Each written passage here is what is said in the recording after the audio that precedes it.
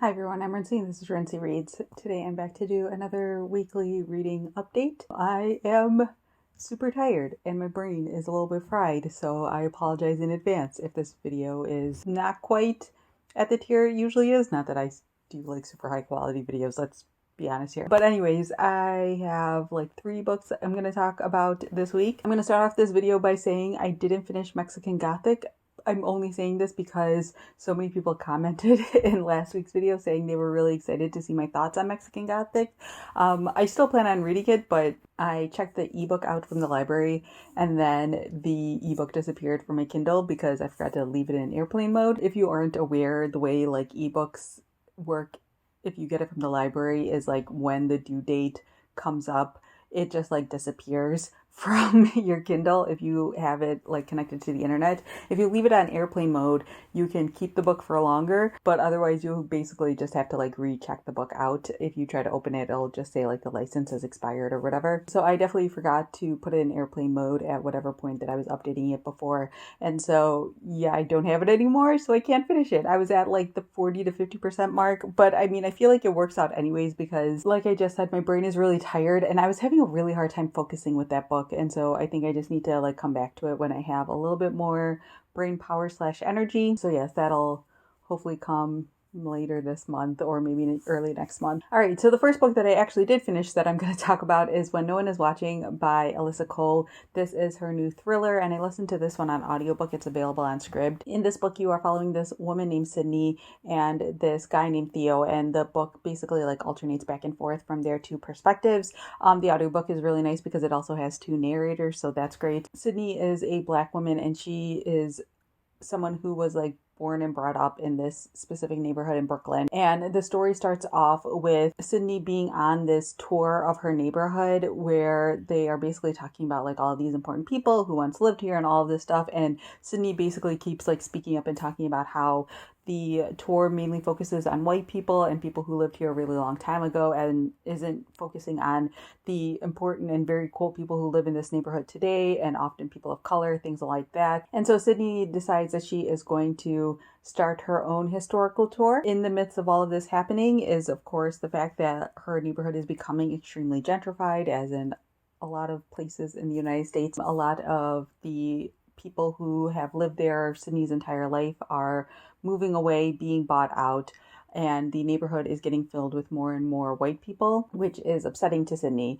And so this book, the way that I'm describing it, it sounds kind of just like a contemporary novel, but basically as Sydney is doing her research and looking into the things that are happening in this neighborhood, she starts to wonder if there's something slightly more nefarious happening here and maybe people aren't necessarily giving up their homes out of their own goodwill. And then the other perspective, Theo, is this white guy who has just moved into the neighborhood and he basically just like watches everyone. He's currently unemployed.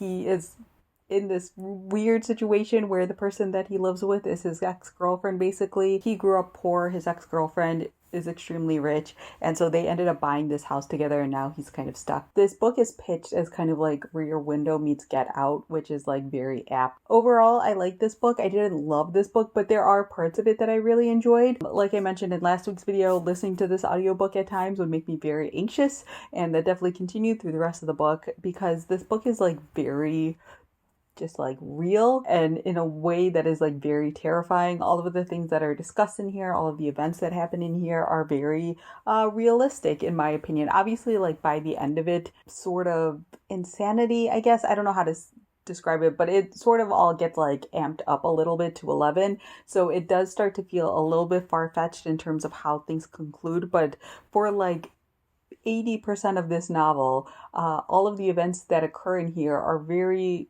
honest, realistic things of people of color being pushed out of their homes, harassed by police officers, arrested on false charges. You have the white people in the neighborhood talking about how they don't feel safe, being very suspicious of very normal things or very typical things that are happening in this neighborhood, things along those lines. And all of that stuff is just like a little bit too real for 2020 for me. And so again, it just made me very anxious. So just like a warning on that. But at the same time, obviously that means Alyssa Cole does a really good job. She does also a good job of just talking about things like gentrification and these historic events that have happened specifically in like the Brooklyn, New York City area, but obviously like it can be extrapolated out to other parts of the country as well. So yeah, I definitely recommend this book. I do think like the pacing is a little bit off. The beginning feels very, very slow, but again, I was listening to it on audiobook, so I feel like I was fine because I was just like listening to it as I was going on my walks. But you definitely can feel there's like a significant shift of like this very slow paced story in the beginning, and then there's a part where everything just shifts and it like ramps up to like 100 miles per hour, it feels like. And so that might feel a little bit jarring to you, and it definitely felt a little bit jarring to me as well, and everything kind of wraps up really quickly at the end. But overall, I did enjoy this book, and I definitely think that Alyssa Cole does a really good job of like creating this Rear Window meets Get Out situation, and creating this world that is very realistic while also not realistic at the same time. So yeah, I think I would rate it like 3.5 stars overall, but I definitely recommend it if it sounded interesting to you. But just be aware that like the pacing is a little bit slow. And by a little bit, I mean like pretty significantly slow in the beginning of the book. Next up, I read The Royal We by Heather Cox and Jessica Morgan. This is a book I picked up because I checked out the ebook from the library, but also it was kind of nice because, like I just said, I didn't have a significant amount of brain power for this week, and so I couldn't read anything super deep or complicated, and this book fit the bill perfectly. This, if you aren't aware, is basically royal family fan fiction. You're following this character named Rebecca Porter, who is an American, who ends up going to study abroad at Oxford for a semester, and when she's there, she just happens to be living in the same dorm or house, or however Oxford calls it, as one of the princes of England. And the two of them end up becoming friends, falling in love, and this is basically like the beginning of their love story, or like right up until like the wedding. And so when the story starts off, it's like the day before their wedding, and you know that something major has happened, and then you flash back in time and you follow them from like literally when they first meet through the years until they get married. So yeah, this was cute. It was nothing like mind-blowing, but it was, you know, cute. It again just reminded me of like all of the fan fiction that I read as a teenager, which again is not a bad thing, but it's just like all of the events that happen in here is just like so conveniently works out. You know, a lot of the stuff about the way the main character Bax is treated, especially by the other characters, like she's like very beloved by a lot of people.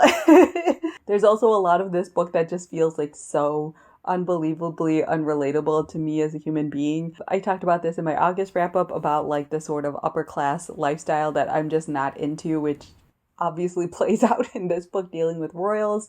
But even like Bex herself is like upper class, and her and her twin sister Lacey basically end up becoming socialites. And so there's like a part of the story like after college when a lot of it has to deal with them like going out to clubs and partying and stuff like that, which like no judgment to people who do that, but that is 1000% not my vibe, and I just don't understand that lifestyle. And a lot of the characters in here all end up like dating the same people, which again feels like a very like upper class socialite thing. Like your circles are relatively small, and so the people that you meet are just the same old people, and so you all end up dating each other in weird ways that again just don't make sense to me. But again, I wasn't expecting a whole lot out of this, and it is a very like addicting read is probably not the right word for it, but like I was compelled to see like where this was all gonna go. I did find some of the stuff towards the end to be like a little bit eye rolly, but it was fine. Also, her sister Lacey is the worst, but so yeah, I also have the sequel to this book. I should say this book was sent to me by the publisher as well as the sequel, and so I will read it eventually. It's nice because I think the sequel picks up like almost immediately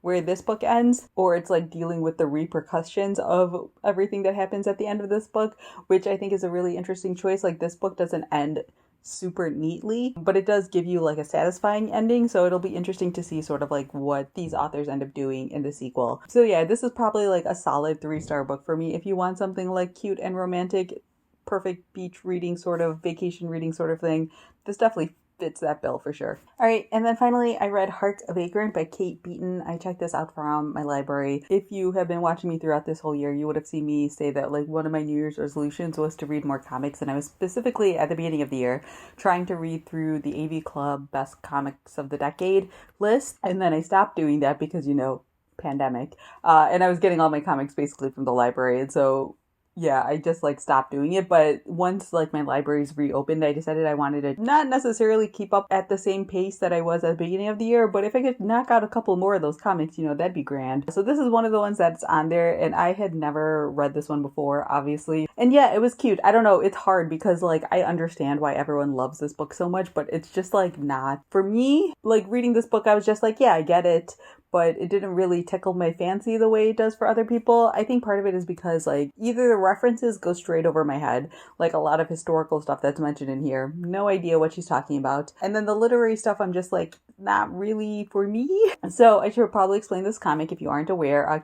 Beaton was a history major, and so all of the comics that are in here are just like single page strips or like even just like a single line strip making jokes about, as you can potentially see on this page, like Jane Eyre or something like that. She has jokes about Bolivar and various historical figures and things like that.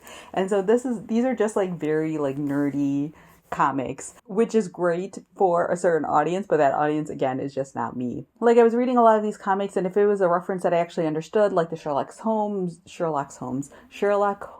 jokes or like the Shakespeare jokes, anything like that, I would always look at them and be like, oh, that's clever, but it didn't really like make me laugh necessarily. And again, I think that's just very much a me thing. And again, humor, it all just like varies very significantly from person to person. So like I'm never someone who's like, oh, this is not funny, I don't understand why people would like this at all. Like I 100% understand why people love this book so much. It's just again not for me. So yeah, definitely recommend it if you've had your eye on it or anything like that. Maybe I'll pick up one of Kate Beaton's other books. I know she has one more out there, but yeah, I think this is just one where like I basically got the gist of it by watching everyone talk about it, and it's just like not necessarily what exactly I'm looking for. Like I think of Jillian Tamaki when it comes to like this style of like single page strips or anything like that, where it's just like more like weird humor. That's more my jam than like nerd humor like this. So yeah, again, just like personal preferences. So that is everything I have to talk about in this week's video. I'm not in the middle of anything at the moment, and I have no idea what I'm going to pick up, so you'll just have to wait until next week to see what I end up reading. So let me know down in the comments below how you've been doing this week. If you've read any of the books that I've talked about here, feel free to leave a comment about them down in the comment section. Or if not, feel free to let me know something that you've been reading this week that you've enjoyed. So yeah, that's all I have for now, and thanks for watching.